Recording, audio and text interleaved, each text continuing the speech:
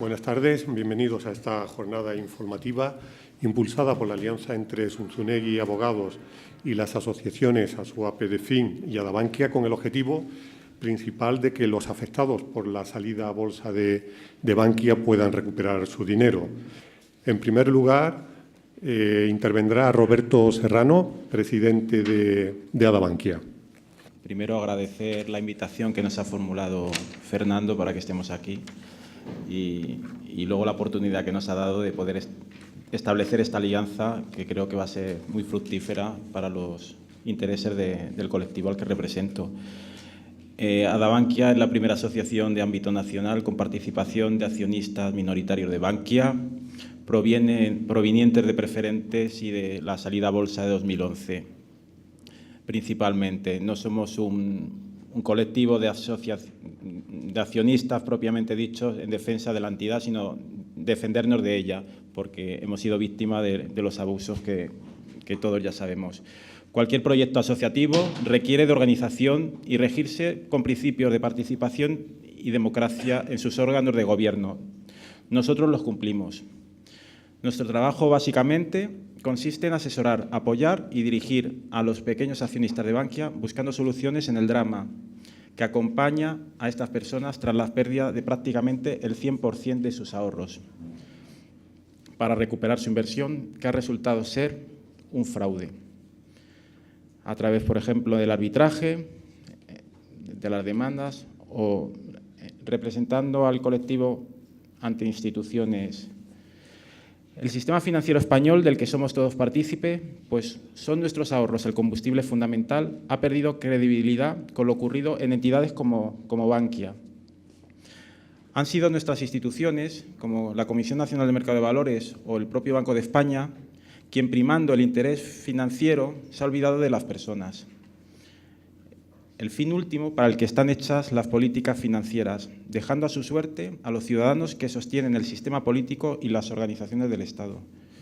Es fundamental que los ciudadanos utilicen las herramientas que tienen a su alcance para poder defender sus intereses.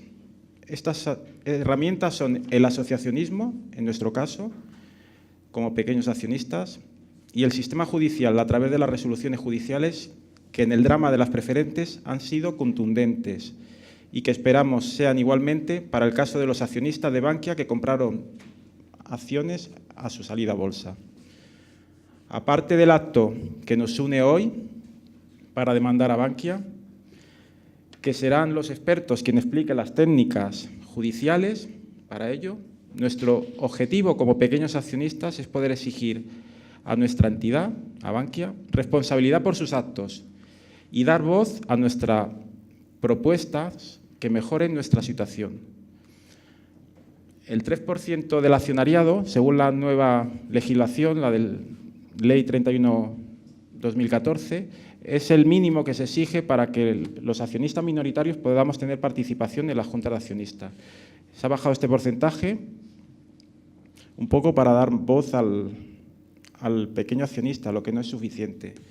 De hecho, está por regular todavía el desarrollo de la incorporación de las asociaciones de accionistas en el registro que se debe abrir y en la regulación con detalle aunque ya existe el proyecto de ley, ya sabemos que tendremos que ser entidades que cumplan los mismos requisitos que entidades mercantiles, llevando la llevanza de nuestra contabilidad, ser auditados.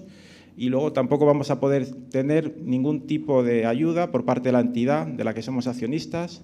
Luego, lo que sobrecarga es en el accionista la obligación del mantenimiento de esta organización. Luego, va a ser un impedimento para que aparezcan esas asociaciones que puedan llegar a ese 3% de participación.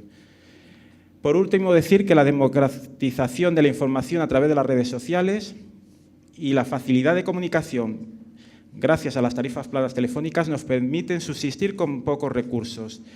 También hay que mencionar que el drama sufrido ha sido el motor para que la sociedad civil contribuya con su tesón a difundir allí donde no llega Internet las toneladas de información que ha generado el caso de Bankia, como un mal ejemplo de entidad financiera.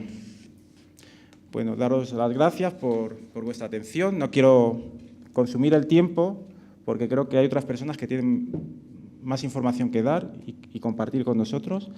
Y nada, agradecer la asistencia también a los otros ponentes, a Patricia Suárez, al señor Silva, al señor Rodríguez, director de finanzas.com, al señor Salgado, que creo que es muy loable su proyecto de 15M para rato. Es un hito, yo creo que en Europa, de lo que han conseguido con recursos que han podido obtener de la ciudadanía y de verdad que muy agradecidos a su labor. Gracias, Roberto Serrano. A continuación tiene la palabra Patricia Suárez, presidenta de ASOAPedefin. Bueno, pues muchísimas gracias por venir. En primer lugar, agradecer a Fernando Zunzunegui, a la revista de Derecho del Mercado Financiero, por organizar estas jornadas, a todos los ponentes que me acompañan y que espero que aprendamos mucho hoy de lo que aquí se diga. Lo primero que os tengo que decir es a todos aquellos que sois afectados por acciones de Bankia, os aplaudo el haber venido. Habéis logrado superar el primer paso que tenemos que hacer cualquier afectado financiero, y me incluyo, para combatir el problema que estamos sufriendo. Solamente un 4 o un 5% de los afectados por cualquier producto financiero toma la decisión de reclamar a la entidad financiera de manera verbal o por escrito, y apenas un 3 o un 4% reclama judicialmente, que es como veréis ahora cuando os cuente un poco cuál es en el fondo mi trayectoria como experiencia vital. Llega a los tribunales y recupera su dinero. Yo creo que habéis dado el primer paso hacia adelante importantísimo, que es superar a lo mejor la vergüenza, el malestar, el sentir que nos han engañado porque somos tontos o porque lo hemos firmado nos tenemos que aguantar, un largo etcétera. Hete aquí que por el camino yo me encontré a Fernando Zunzunegui y espero que no le moleste si digo que me dio grandes consejos, pero que los 8 o 10.000 euros que yo perdía en aquel momento, pues para el volumen de despacho que él tenía, pues que no podía ser. Que me podía ayudar, pero no podía ser. Y entonces, la verdad es que una de las cosas que me recomendó es que hiciera una asociación, que nos defendiéramos de manera asociativa, etcétera, pero tenía que seguir buscando.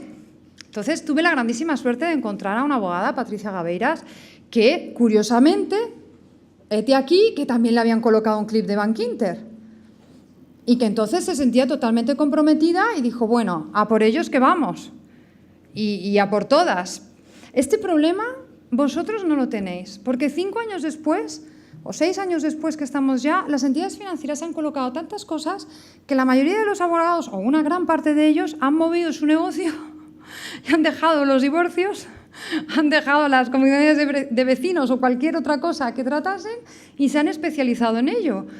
Y es lógico y es más que razonable. O sea, ese problema ya no lo tenéis. Abogados que sepan, hay unos cuantos. Ahora bien, también reconozco que abogados que lleven una trayectoria, que conozcan realmente derecho financiero, tampoco hay tantos. Tampoco hay tantos. Y que además nos puedan defender con solvencia, tampoco hay tantos. Hay muchos abogados, ganan porque realmente los jueces están sensibilizados, pero abogados solventes, expertos en derecho financiero, no los hay tantos. Ay, que lo hago al revés. Bueno, yo os quiero decir que yo gané. Yo gané. En diciembre me devolvieron mi dinero. Bueno, ahí me veis que yo también me puse la pancarta y el pito y en su día protesté también, como los preferentistas, igual. Yo perdí en primera instancia, eso también hay que decirlo. A veces se pierde, pero yo os animo de verdad a que no perdáis la fe, porque los jueces están respondiendo con bastante solvencia y con bastante, digamos, cariño hacia los afectados bancarios. Son muy conscientes de lo que ha sucedido en este país. Son muy, muy conscientes. Además, a todos los que estáis aquí os digo que hemos conseguido avanzar muchísimo, tanto en las redes sociales como en la jurisprudencia, y que ahora, cosas de la vida, yo hace 5 o 6 años me encontré con Fernando Zunzunegui, hemos tenido encuentros puntuales y ahora nos hemos vuelto a encontrar. Y creo que nos hemos encontrado para una alianza que considero realmente que va a ser muy potente y que es un cambio radical. Porque que una asociación de consumidores y usuarios tenga acceso a la consultoría, a la asesoría, a la dirección letrada de un abogado como Fernando Zunzunegui no es cualquier cosa, es un honor y un prestigio y yo estoy realmente agradecida. Ahora le toca el turno a Fernando Zunzunegui, doctor en Derecho, profesor de Derecho Bancario y Bursátil en la Universidad Carlos III de Madrid y presidente de Zunzunegui Abogados. Es un placer estar en esta audiencia y para hablar de un tema financiero, lamentable los hechos que lo originan, que es un fraude en masa al ahorro popular. Empiezo un poquito ruborizado. La verdad es que pocas veces me encuentro en esta situación, no sé si es la primera de mi vida, en esa avalancha de elogios absolutamente, bueno, los agradezco, pero inmerecidos. Yo simplemente soy una persona que decidió, al acabar la carrera, que le gustaba la banca y ya hizo su tesis doctoral y me he dedicado exclusivamente a esta materia. Y como es lógico, después de tantos años, pues es familiar. Dicho esto, vamos a ver ya unos aspectos técnicos, porque aquí tenemos un reconocimiento de un fraude enorme, al menos reconocido, de 1.800 millones de euros, que es el 60% de la salida a bolsa, que fue dirigido a clientes minoristas y que, al aportar unas fianzas y unas provisiones por parte del deudor, se reconoce implícitamente que es una deuda, pero ponen como condición para pagarla que se tenga una sentencia firme. Conociendo estas personas, que son Bankia y el FROB, que la mayor parte de los españoles jamás van a juicio, con lo cual se pueden ahorrar buena parte de su deuda. Debemos dejar una cosa bien clara. No hay ninguna duda, es notorio, y la ley lo confirma, que ante un fraude en un producto financiero, en una salida a bolsa, hay que devolver el dinero. No hay ninguna duda. ¿Hay un procedimiento especial para el tema de las acciones? Sí lo hay. El artículo 28 de la Ley del Mercado de Valores dice: el emisor, Bankia, será responsable de todos los daños y perjuicios que hubiese ocasionado a los titulares de las acciones adquiridas como consecuencia de las informaciones falsas o las omisiones de datos relevantes en el folleto. Es decir, que la ley nos dice qué camino hay que utilizar, y es el de acudir a este artículo y, como que el folleto era falso, usted me indemniza de la pérdida. Luego tenemos el precepto legal que se aplica en este tipo de situaciones. ¿Quién puede acudir a esta demanda de folleto falso aplicando este artículo? Todos los que acudieron a la oferta pública en julio de 2011, pero también todos los que acudieron con el folleto vigente, hasta que el mercado conoce el fraude. El mercado conoce que hay algo muy grave cuando el 7 de mayo de 2012 dimite Rodrigo Rato y se ponen en cuestión las cuentas de la entidad y que luego fueron reformuladas por el señor Goray-Golzarri. Lo que eran unos beneficios de 300 millones pasó a ser una pérdida de 3.000 millones. Y eso es algo muy relevante. El mercado lo castiga y precipita a la baja la cotización, con el resultado de quienes acudieron a la compra en la OPS han perdido el 99%, 99 y pico por ciento de su dinero. Pero no solo los que fueron en el momento de la OPS, en el momento de salida a bolsa, cuando salió en la televisión Rodrigo Rato diciendo que eso era una buena oportunidad de inversión. Todos los que fueron antes de que el mercado y ellos mismos conocieran la falsedad. Es decir, todos los que compraron en mercado secundario hasta el 7 de mayo de 2011. Y esto es unas cantidades muy importantes, porque hemos hablado antes de la Cámara de Comercio de Madrid, que me vendió a los 2 días de la OPS su participación, pero buena parte de los inversores institucionales que acudieron con conocimiento de que esto era una situación irregular, vendieron y lo vendieron al mercado minorista. Luego esos 1.800 millones de euros que se perdieron en el momento inicial por los minoristas puede subir a cantidades muy superiores, porque todos aquellos que compraron el mercado secundario hasta el 7 de mayo de 2012 también pueden reclamar estas cantidades en esta demanda. Importa que ustedes tengan una edad, una profesión, que hayan comprado acciones con anterioridad, que se hayan asesorado por un hijo que tiene un doctorado, es irrelevante. Cualquier persona que haya comprado con ese folleto desde julio de 2011 hasta el 7 de mayo de 2012 puede reclamar por el folleto falso, siendo autónomo, siendo empresa, salvo que sea un iniciado, alguien que sabía, porque se lo habían dicho, que eso era un fraude. Salvo esas personas, que esas personas están en una situación completamente distinta, tendrían que defenderse ante imputaciones de, posiblemente, eventuales de información privilegiada. Salvo esas personas, todos los demás pueden reclamar las pérdidas por el folleto falso. ¿Hasta cuándo se puede reclamar? Nos lo dice ese artículo 28 de la ley. 3 años es el plazo de prescripción desde que se conoce la falsedad. Pudiéramos decir que la falsedad, y con criterio, se conoce desde que los peritos del Banco de España, designados por el Banco de España, presentan su informe ante la Audiencia Nacional y lo ratifican y se le da credibilidad. Y a partir de 3 años desde ese momento. Bueno, ahí hay una seguridad. De hecho, los abogados, mi propio despacho, planteó este tipo de acciones cuando vimos que eso nos daba fundamento, porque lo demás podía dar lugar a discusiones. Aún con esos informes de los peritos del Banco de España, inmediatamente el FROB, Bankia, han contratado a los mejores profesionales, a Leandro Cañivano, un catedrático de contabilidad de enorme prestigio, para hacer contrainformes a medida, encargados, para desvirtuar el que han realizado los del Banco de España. Y van a continuar con esos esfuerzos de demolición de la reputación de los peritos designados por el Banco de España. Pero creemos que es suficiente. Tenemos una claridad de unas personas independientes, que no hay tacha en su reputación, se lo han dicho ante un juez, sin ninguna presión y ningunos intereses, y eso no refleja la imagen fiel de la empresa. Y, por tanto, esto es lo determinante, pero para ser muy prudentes. Como la ley nos dice, 3 años de prescripción desde que se conoce el fraude y el impacto en el mercado de la cotización es desde la dimisión de Rato y la reformulación de las cuentas, lo más prudente, y estamos a tiempo de hacerlo, es que antes del 7 de mayo de 2015 se presenten las demandas. Y ahí no hay ninguna duda de que estamos en plazo. Si las presentamos con posterioridad, tendremos que hacer esta argumentación.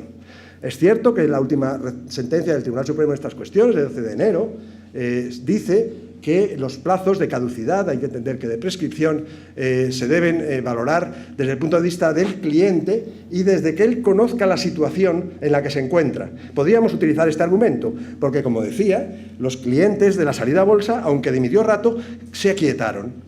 Pensaron que era un problema de la bolsa, del mercado, y sin embargo no reaccionaron y se movilizaron. Y se han movilizado cuando unos peritos designados por el Banco de España han establecido en sus informes la falsedad. Luego, da también argumentos, de acuerdo con la jurisprudencia del Supremo, para mantener este criterio. Pero eso es lo que le tocará a los que no vayan a tiempo. Tendrán que entrar en este tipo de argumentaciones. Ahora, el que presente demandas antes del 7 de mayo de este año está en plazo de hacerlo. ¿Cómo hacerlo? Patricia Suárez me ha ruborizado, porque yo soy un profesional más en este sector. Hay muchísimos y muy cualificados. Yo sí les recomiendo que vayan a una persona experta en la materia. Eso sí se lo recomiendo. No hay muchos, pero los hay. Ya tenemos las consecuencias de no hacerlo correctamente. Están en los periódicos. Sevilla, el consejero delegado de Bankia, acaba de hacerlo en la presentación de la memoria, donde nos ha dicho, hay que entender que es cierto, y yo le doy fiabilidad, que Bankia está ganando en este tipo de pleitos 1/3 de ellos. Reconoce que estaba ganando el 50% y que ahora gana 1/3. ¿Qué quiere decir esto? Primera idea, esto no está ganado. Los abogados jamás podemos decir que un pleito está ganado porque ponemos los medios, no ponemos el resultado. Jamás un abogado dice que un pleito está ganado. Pero es que ni siquiera hay una probabilidad alta. Tenemos en estos momentos, según el dice Bankia, 2/3, que es alta, pero hay riesgo. ¿Cuál es el riesgo de perder la condena en costas? Pagamos al abogado del banco. Hay demandas, en los periódicos están, pongo aquí en la transparencia, no voy a citar por si alguna persona se pueda sentir ofendida, pero son numerosos los casos en que por planteamientos técnicos, sobre todo por la vía elegida, sobre todo por tratar las acciones como preferentes, que no lo son, que están llevando a la desestimación de las demandas. Luego vayamos a un experto que nos diga dónde estamos, que confiemos en él y dejémonos, si hemos decidido demandar, que sea el profesional el que avance defendiendo nuestros intereses. Voy a acabar con unas consideraciones, si me lo permiten. Entiendo que su problema es muy particular, pero todos somos generosos y entendemos que hagamos una reflexión de mayor alcance. Salvar Bankia se convirtió en una cuestión de Estado.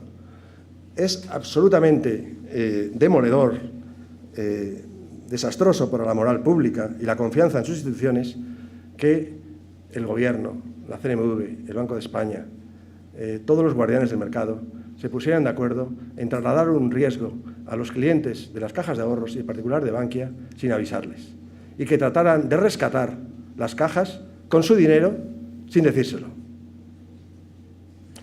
Esto es un fraude del sistema de dimensión desconocida mundialmente. Yo no conozco en el mundo ningún fraude del sistema de estas magnitudes con cientos de miles de personas y de estas cuantías. Ahí han participado los guardianes del mercado, los auditores, los bancos colocadores. Ahí sí tenemos ejemplos. Tenemos ejemplos de Enron, Parmalat, Lehman Brothers, Madoff, pero son privados. Aquellos que tendrían que haberlo hecho mejor, pero no lo hicieron. Pero que todos se pongan de acuerdo con la participación de las instituciones públicas, eso es lo desconocido.